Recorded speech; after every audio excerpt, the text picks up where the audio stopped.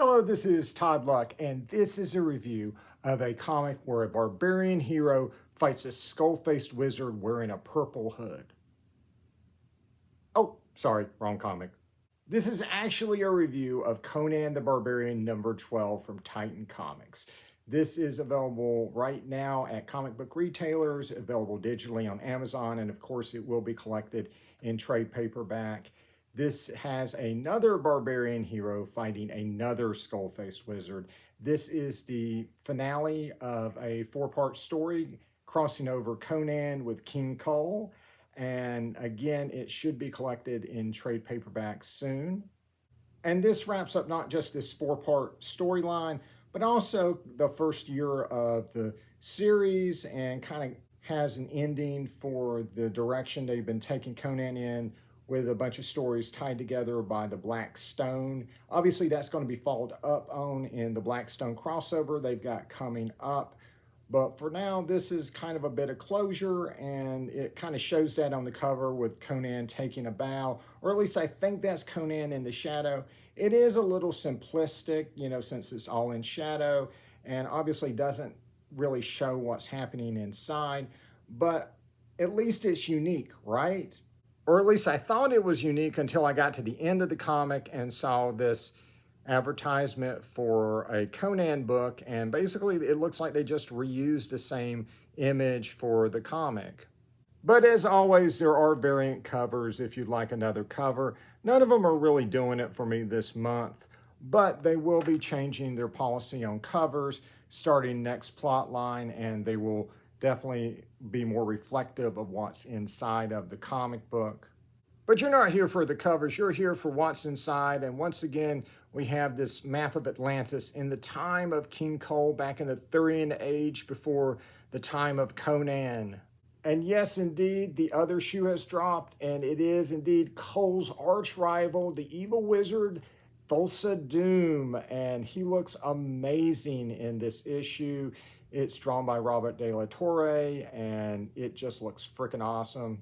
And Thulsa Doom just happens to have a hood on. It has a little bit of a purple hue to it, which I'm assuming is probably a tribute to Skeletor, who is a villain from Masters of the Universe that was probably inspired by Thulsa Doom, like so many other skull-faced villains.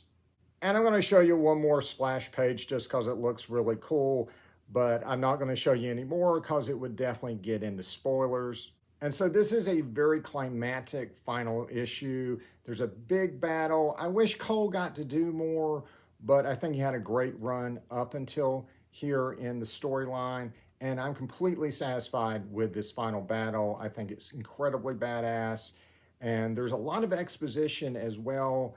A lot of things are explained, but a lot of things are not as far as what happened in this plot line. But again, there is going to be a crossover following up on this in a few months, and so presumably there will be more explanations in that. The story does zig where I would have zagged, right? There is some explanations in here for things that I wish had been left a mystery, but that being said, they're perfectly fine explanations if we had to have one. And honestly, I'm not here to read a comic that would be exactly what I would write, right? That would be boring. I know the ideas in my head. When I buy a comic, I am here to see what the creators do with the character. I'm there to see their ideas. And I think what has been done here by Jim Zub and Robert De La Torre is a perfectly solid, entertaining Conan comic that is worth picking up. And I will be doing a spoiler review for the first year of the Conan series when I get time to reread it all, probably sometime in the next few weeks. And I want to thank them for putting Cole in there, because I've been really missing that character. He is my favorite Robert E. Howard character, and it was just so great to see him return in high form.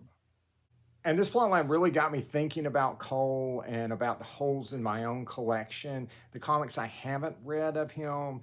And so I just went ahead and just bought everything I was missing. And I did a video going over Cole comics for the last 50-some years and how you can buy them. And I was really surprised at how affordable it was and how easy it was to get a hold of everything. And now I'm actually reading every Kull comic in order. I'm on issue 5 right now.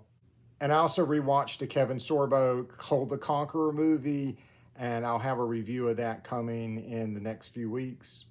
And before I go, I just wanted to leave you guys with a couple examples to illustrate why I think Kull comics are so cool. Just a couple stories that have really stuck with me over the years. One is my favorite Robert E. Howard comic, the Kull the Conqueror issue 2 from the 1980s. This is one with a $2 cover price. It's got this gorgeous John Bolton wraparound cover of Kull fighting werewolves. And this takes the formula they were using for Kull stories at the time, where he is fighting threats to his kingdom from without and within with a supernatural element and some deeper broodings, and perfects that formula. This is everything that makes Kull a great character encapsulated in a single issue that's self-contained and really, really good. There's even a love interest in here, which is extremely rare for a Kull story, but it really, really works. My absolute favorite Robert E. Howard related comic. Another issue that always stuck with me was number 8 from the same series in the 80s. And first of all, this cover is amazing with Kull and this executioner who's in black and white. And this deals with Kull struggling with the morality of executions. And this is just such an unexpected, interesting story you just wouldn't expect to see in a Barbarian comic.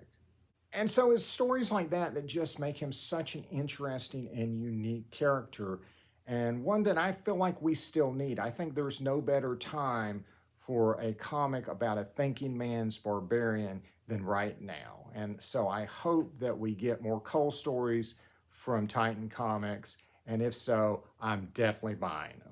On a related side note, there is a Kull figure that's coming. He is a collectible figure that's going to cost $55 based on his appearance in the first issue of the 70s series. And he will be a part of a 2-figure wave that will include the comic version of Conan. And if you get them both together, you'll get some extra accessories with blood on them.